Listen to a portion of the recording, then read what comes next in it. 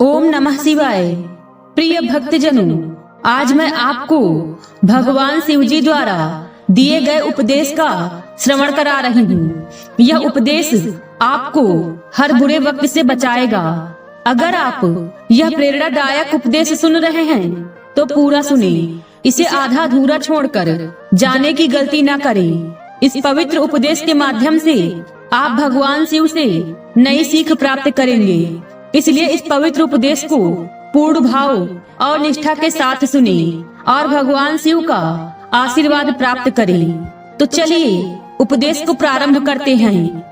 जीवन में कई बार हम बड़ी बड़ी परेशानियों से यूं ही निकल जाते हैं, मानो कोई है जो हमारा साथ दे रहा है और उसी अदृश्य शक्ति को हम परमात्मा कहते हैं। इसलिए याद रखना, जब दुनिया आपका साथ छोड़ दे तब वह ईश्वर आपका हाथ थाम लेता है।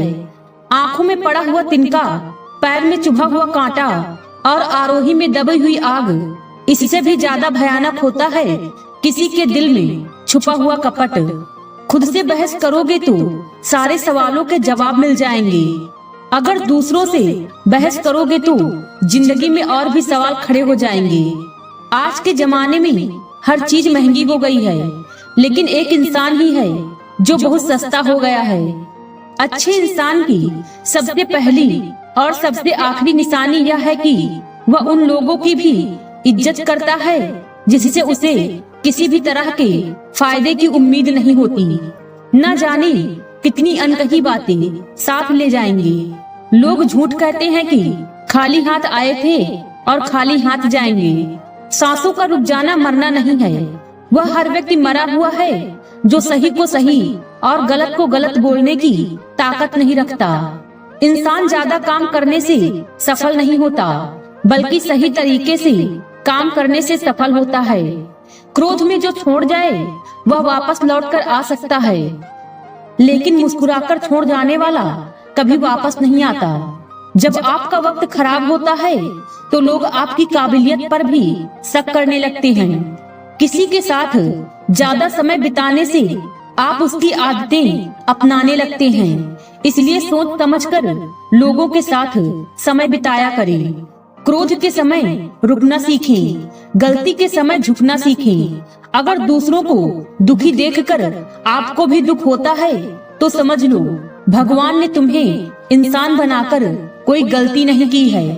अगर किसी की इज्जत नहीं करना चाहते तो मत करो, लेकिन चार लोगों में बैठकर कभी किसी की बेइज्जती मत करना। रिश्ते खून के नहीं होते, विश्वास के होते हैं। अगर विश्वास हो तो पराये भी अपने हो जाते हैं, अगर विश्वास ना हो तो अपने भी पराये हो जाते हैं। पेड़ गिरने वाले फूलों के लिए परेशान नहीं होता, वो हमेशा नए नए फूलों को खिलाने में व्यस्त रहता है। जीवन भी उस चीज के लिए नहीं है जिसे अब तक हमने खो दिया है, यह उसके लिए है जिसे हम अभी भी विकसित कर सकते हैं। हम अपनी सोच और संसार की मान्यता के अनुसार अपने विचार बनाते हैं। जैसे सत्य कहना धर्म, असत्य कहना पाप, सहनशीलता धर्म है और क्रोध करना अधर्म, जीवों पर दया करना धर्म और निष्ठुर होना अधर्म। परंतु क्या यही सत्य है?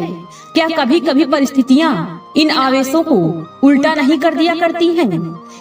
यदि इस संसार में कुछ धर्म है, कुछ पुण्य है, कुछ महान है, तो वह है परिस्थिति के अनुसार चलना। जटायु याद है जिन्होंने रावण पर क्रोध किया था, उस पर आक्रमण किया था।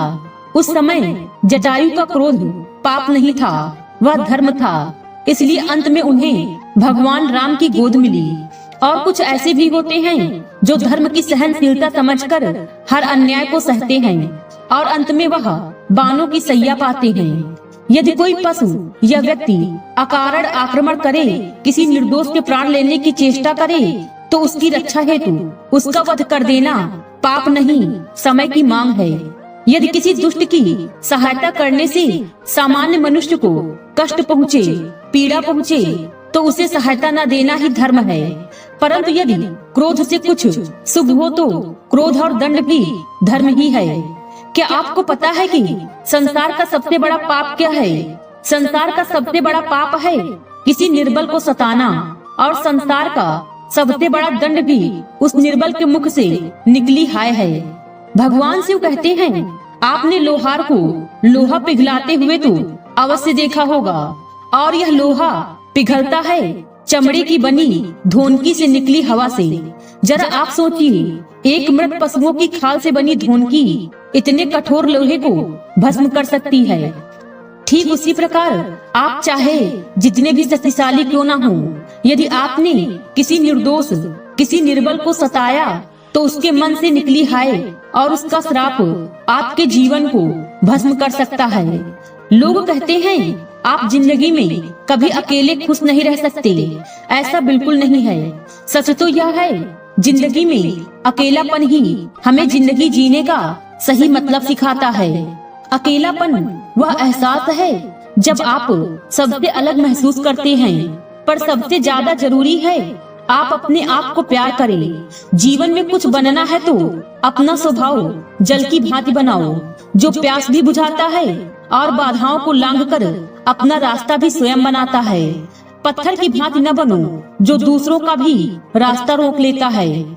जो झुक सकता है वह संसार को झुका सकता है। अकड़ने वाले तो अधिकतर टूट जाते हैं। पता है इंसान की सबसे बड़ी कमजोरी क्या है? अपने आप की तुलना दूसरों से करना। हमेशा याद रखिए, सफलता कभी भी धन दौलत नहीं देखती, वो तो सिर्फ मेहनत देखती है। इंसानियत आदमी को इंसान बना देती है। समय तो तराजू है जो बुरे वक्त में अपनों का वजन बता देता है। खुद को ऐसा बनाओ कि जहाँ तुम हो तुम्हें सब प्यार करें, जहाँ से तुम चले जाओ तो तुम्हें सब याद करें, और जहाँ तुम पहुँचने वाले हो वहाँ सब तुम्हारा इंतजार करें। बुरा लग जाए ऐसा सच जरूर बोलो, मगर सच लगे ऐसा झूठ कभी मत बोलो। औरों के दम पर अगर उड़कर दिखाओगे तो अपने दम पर कुछ भी करने का हुनर भूल जाओगे। यह तो प्रेम की गैर मौजूदगी का नतीजा है। सिर्फ एक गलती की देरी है, फिर लोग भूल जाएंगे कि तुम कितने अच्छे थे। कभी ऐसा हुआ है, कोई मिला, प्यार हुआ, बात हुई, आदत हुई, लड़ाइयाँ हुई, बातें बंद हुई, वो छोड़ गया और हम टूट गए। लगन हर मुश्किल को आसान बना देती है। उम्मीद एक उपहार है। जब लोग आपसे कुछ उम्मीद करते हैं, इसका मतलब यह है कि आपने उन्हें आप पर विश्वास करने के कारण दिए हैं। जो कुछ भी तुम्हारे भाग्य में लिखा है वह अवश्य ही उचित समय पर मिलेगा। तुम क्यों परेशान होते हो? जो भाग्य में नहीं है वह कभी नहीं मिलेगा। तुम व्यर्थ ही प्रयास कर रहे हो। जो मिला है उसे उचित तरीके से बिना फल की कामना किए करो, जन्म सफल होगा। जो भक्ति भाव से कर्म करता है जन्म विशुद्ध आत्मा है, और जो अपने मन तथा इंद्रियों को वश में रखता है वह सभी को प्रिय होता है और सभी लोग उसे प्रिय होते हैं। परमात्मा के सिवाय कोई भी हमें सच्चा प्रेम नहीं कर सकता। बाकी सब रिश्ते केवल लेन देन पर निर्भर होते हैं। किसी के लिए समर्पण करना मुश्किल नहीं है, मुश्किल है उस व्यक्ति को ढूंढना जो आपके समर्पण का सम्मान कर सके। भगवान शिव कहते हैं, द्वंद्व दो मनुष्यों के मध्य होता है, परंतु विजय सदैव एक मनुष्य को ही मिलती है। जबकि समान रूप से दोनों शक्तिशाली होते हैं और दोनों व्यक्ति समान ज्ञान प्राप्त कर सकते हैं, लेकिन सफलता एक ही को मिलती है। इसका कारण क्या है? मान लो दो प्रकार के लोहे होते हैं, एक ठंडा एक गर्म। कभी सोचा है लोहार लोहे को लोहे से ही काटता है, परंतु सदैव ठंडा लोहा ही गर्म लोहे को काट पाता है। और यही नीति मनुष्यों पर भी लागू होती है। जब युद्ध होता है तो जिसके मन में ईर्ष्या होती है, जलन होती है, आक्रोश होता है, वह गर्म लोहे के समान है। और जिनका मन शांत होता है, जिनका मन संयम से बंधा होता है, वह ठंड लोहे के समान है। और वही ईर्ष्या और द्वेष गर्म लोहे को काट सकता है। इसलिए यदि जीवन के संग्राम में विजय प्राप्त करनी है तो अपने मन को शांत रखिए। एक समय की बात है, एक छोटे से गांव में एक युवक रहता था जो तीरंदाजी में निपुण बनने का सपना देखता था। हर दिन वह बगीचे में अपने छोटे से निशाने पर अभ्यास करता और तीर चलाता। कभी उसका तीर निशाने से चूक जाता तो कभी निशाने के पास भी नहीं पहुंचता। गांव के लोग अक्सर उसका मजाक उड़ाते और कहते वह कभी अच्छा तीरंदाज नहीं बन पाएगा। लेकिन वह युवक अपनी कोशिशों में कमी नहीं आने देता था। उसने ठान लिया वह हर दिन पहले से बेहतर बनेगा।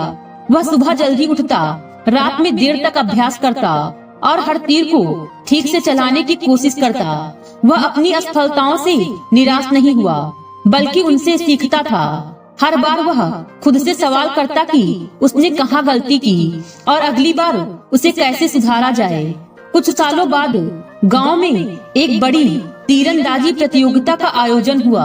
प्रतियोगिता में कई गांव के अनुभवी तीरंदाज भाग ले रहे थे। लोगों को उस युवक से कोई उम्मीद नहीं थी, क्योंकि उसे अभी एक साधारण तीरंदाज ही समझा जाता था। लेकिन जब प्रतियोगिता शुरू हुई तो युवक का तीर बार बार सीधे निशाने पर लगने लगा। उसकी सटीकता और कौशल देखकर सभी दंग रह गए। अंत में वह प्रतियोगिता का विजेता बना। गांव के बुजुर्गों ने पूछा, तुमने यह कैसे किया? हम तो सोचते थे तुम कभी सफल नहीं हो पाओगे। युवक ने मुस्कुराते हुए जवाब दिया, अभ्यास। मैंने कभी हार नहीं मानी और हर दिन अभ्यास किया। मैंने अपनी गलतियों से सीखा और हर बार उन्हें सुधारने की कोशिश की। आज जो मैं हूँ वह केवल निरंतर अभ्यास और धैर्य का परिणाम है।